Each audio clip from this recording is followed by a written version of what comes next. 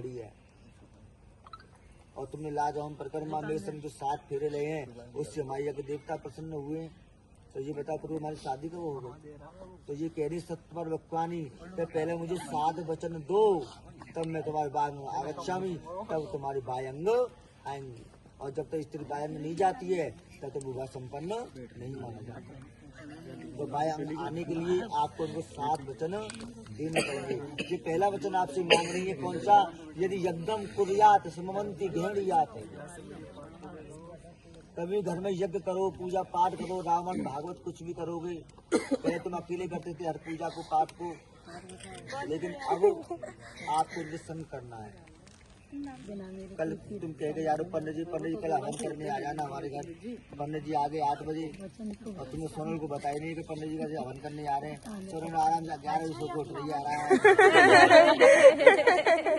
इसी का मतलब हवन करा रहे पंडित जी से क्या करवा रहे हैं। उसे पता होगी तो वो सुबह 6 बजे उठेगी, 5 बजे उठेगी, जल्दी से तैयारी करेगी नहीं करेगी। तो उसे पता होना जो भी पूजा करो तो साथ में करना। जिनका पहला वचन है।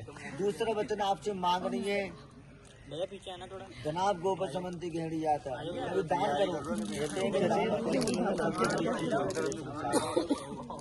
इस संसार में 1 रुपए से लेकर के 1 लाख तक का भी दान होता है, 1 करोड़ भी तक का होता है, और 5-10 करोड़ का भी होता है। तो जितना भी आप दान को आपकी सहमति के अनुसार, चाहे 1 रुपए का, चाहे 10 रुपए का, 10 लाख का, जो भी तुम दान करोगे तो उसमें मेरी सहमति दोगे। हाँ, आप घर में 50,000 रुपये रखते हैं तो आप पर्ची में लिख आएंगे साहब मेरे रख लो 1 लाख की पर्ची लिख लो मेरी। और सोनला पैसा दे दो, मैं दान के क्या आया वहाँ पे। और सोनल कह दी मुझे 50,000 रुपये है, तुम कहते मैं तो 1 लाख लिखवा के आया वहाँ पे, तो 50,000 कहाँ से आएंगे? तो पहले सलाह लो घर पे आकर के, 50,000 है तो 25,000 का दान कर दो, 25,000 बचाओ, है कि नहीं? तो सलाह ले लोगे तो आपका ही फायदा है।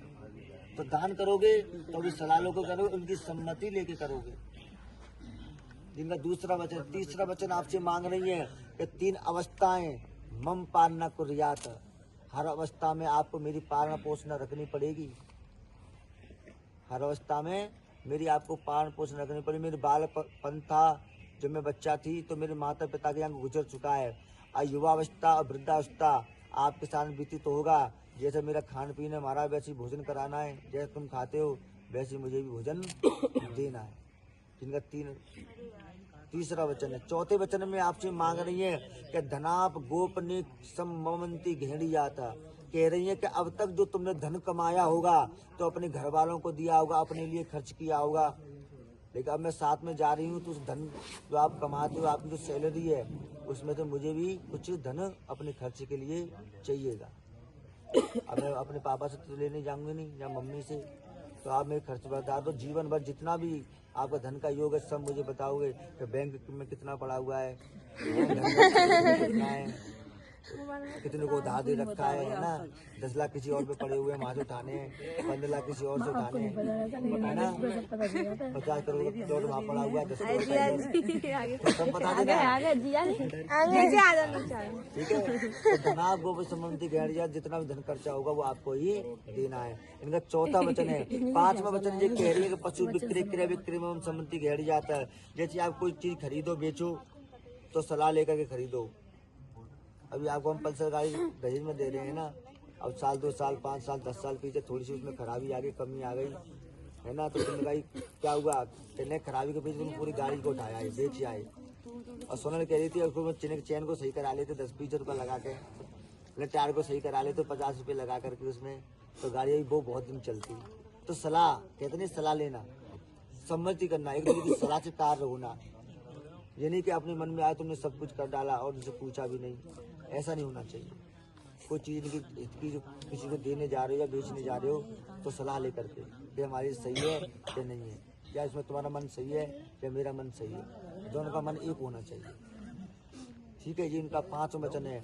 6वें वचन में आपसे कह रही है कि 6 ऋतुएं मन पालना कुर्याता, हर ऋतु में आपको मेरी पालन पोषण रखनी पड़ेगी। चाहे गर्मी है तो गर्मी जैसे खाना पीना, और गर्मी जैसे वस्त्र, और सर्दी है तो सर्दी जैसे खाना पीना, सर्दी जैसे वस्त्र। ऐसे मत करो गर्मी में बाजरे रोटी बनवा दी जाए यहाँ पे, हाँ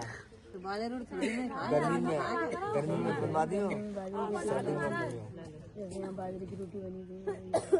तो जैसे ऋतु आए उनकी वैसे आपको पालना पोषना होती है। और सातवें वचन में आपसे मांग रही है कि सती सुहागन आवग शयन करिष्यामि।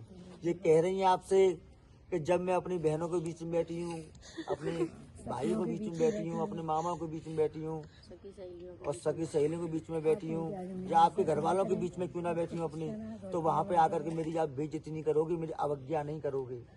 कि तुम्हारा तो किसी ने माथा खराब कर रखा पहले से ही, और तुम घर पे आए गुस्सा को सोने को हंसते हंसते सहेलियों से बात करते हैं, खूब हंसते हंसते बात करती हैं सहेलियाँ तो, और तुम्हारा मान खराब पहले से ही, और तुम्हें आगे गुस्सा, मेरा दिमाग खराब हो जी, देखो कैसे कैसे खिलखिला रही है। तो ऐसा नहीं होना चाहिए कि वहीं से हाथ कर तुम डायरेक्ट है ना।